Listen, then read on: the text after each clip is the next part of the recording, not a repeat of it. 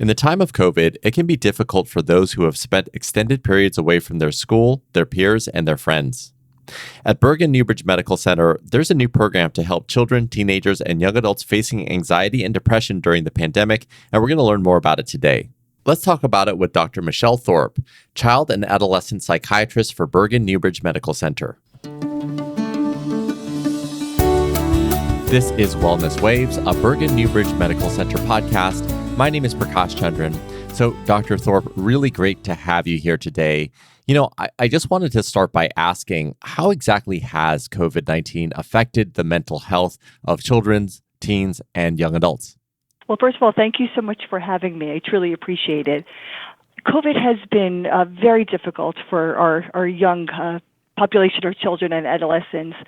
Unfortunately, it has been a life changer. Many of our children experienced quite a bit of anxiety and depression due to the isolation and the just drastic change in their lifestyle. It hit everyone by surprise, and children really took it the hardest. Having to stop school so abruptly, having to stop their social engagements, missing the time spent with their friends and their loved ones, the pressure of having to do school online, the pressure of their family members and friends being ill or possibly getting ill from COVID. Truly, it made a big impact on the children and teenagers. Absolutely. And one of the things that I was talking to my friends about, I'm a parent, is that we actually don't know what the lasting effects of this pandemic will have for children because they've gone through this. And in many ways, they're still going through this. And we might not see a lot of the effects for years to come. Is that something that you're seeing as well? Oh, yes, definitely. As adults, we have experiences to draw on that often help us get through these difficult times. And children are so limited with the amount of experiences they have. So many of them dealt with it in the best way that they could. So many of them did not, unfortunately. And we're really just starting to see the impact and the outcome at this time. Children are starting to go back to school right now, which of course brought quite a bit of anxiety to most children. And we're starting to see an intense impact on that, where the children are coming into the ER or for outpatient appointments and really verbalizing this inability to cope properly. And what are some of the signs or symptoms that you see from that inability to cope? Is there outlashes? Is there physical harm? Maybe you can talk at a high level about some of those things. Oh, sure. Yeah, every child is so different, and every child has responded so differently to this trauma. But we are seeing definitely quite a bit of high level of anxiety, where children are having difficulty with sleep, with eating, difficulty going back outside with their peers. Sometimes the children will be behaving differently than their norm. So a child who is usually very quiet may start to act out and become more aggressive, or vice versa. A child who's very aggressive or usually outgoing may become very isolative and not be able to respond appropriately to socializing with their peers. Often I tell parents to watch out for any subtle changes, such as difficulty with appetite, difficulty with sleep, crying more, being more irritable. Anything that, as a parent, kind of makes you think that something is not right with your own child. Yeah, that makes sense. So let's kind of move on to what parents can do about it and talk to us a little bit about this new program at Bergen Newbridge Medical Center. Oh, yes. So we knew the need was there. As a child psychiatrist, I'm often trying to find avenues for children to get help. And we have instituted a new program, an intensive outpatient program. The name of it is the Hope and Resiliency Center for Youth. This is a program for adolescents ages 13 to 17. However, we are going to be looking at children 11 and 12 years old on a case-by-case basis. And this program is going to be very intensive. It's a 3-day program, Monday, Tuesday, and Thursday from 3:30 in the afternoon until 7 o'clock at night. It's a wonderful program. We have started already, and we're getting really good results and feedback. Children will partake in group therapy, recreational therapy, art therapy, play therapy, They will see a psychiatrist, myself, weekly for medication management. There is snack time. It's a socialization time. It's something to engage the children to help them get back into the community. So that sounds pretty amazing. You mentioned group therapy, play therapy, art therapy, and things of that nature. How did you construct or put together this program? Yeah, I've worked in many different facets of child psychiatry, such as inpatient, outpatient, group homes, ER. So I've taken all of my experiences along with the experiences of others that I'm working with. We put together this program that we will be using to not only help children with therapeutic needs, but also with social needs. And what kind of results have you seen with the children who have received the treatment in this new program? We are getting very good feedback from the children. They are, first of all, enjoying it. And I find that so important for a child. Absolutely. Because therapy and psychiatric care should never be something that is cumbersome. It's something that I want them to enjoy and to engage in. So they're really enjoying it. They're finding that they are able to communicate better with their peers and their family.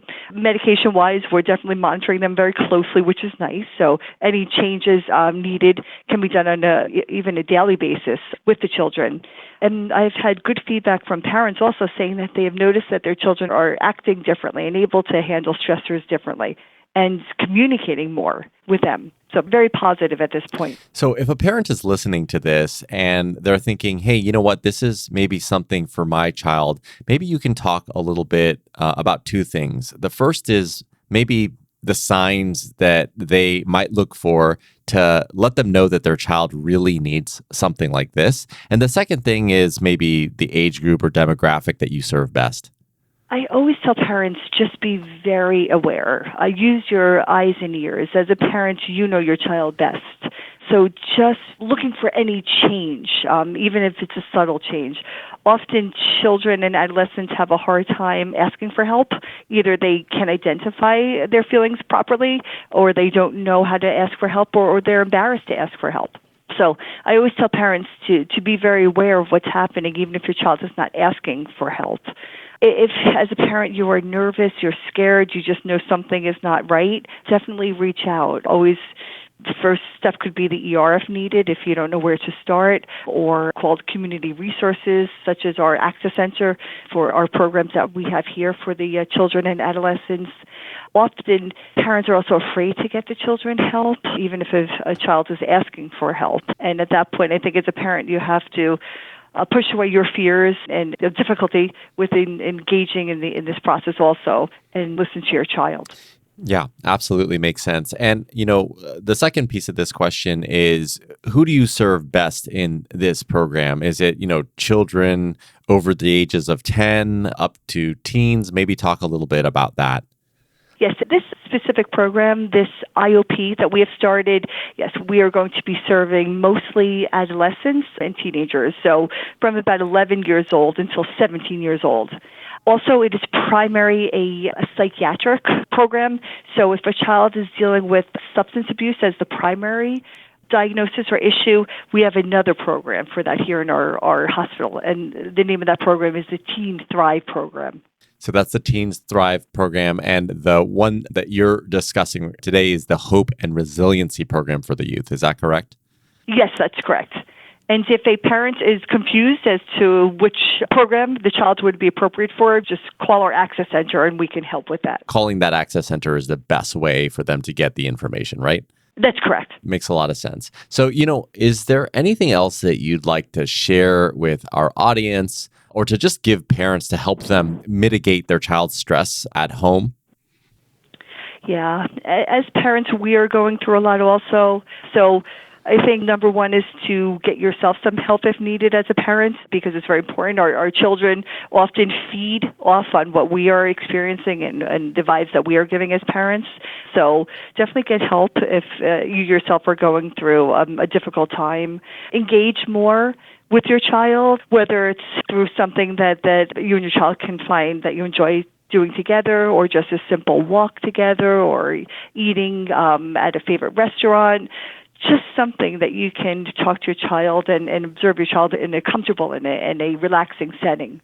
And there's definitely help out there. So although it's a very scary and fearful time for everyone, there's help and you don't have to go through it alone. Well, that is fantastic advice, Dr. Thorpe, and I think a perfect place to end. Thank you so much for your time. Thank you for having me. I appreciate it. That's Dr. Michelle Thorpe, child and adolescent psychiatrist for Bergen Newbridge Medical Center.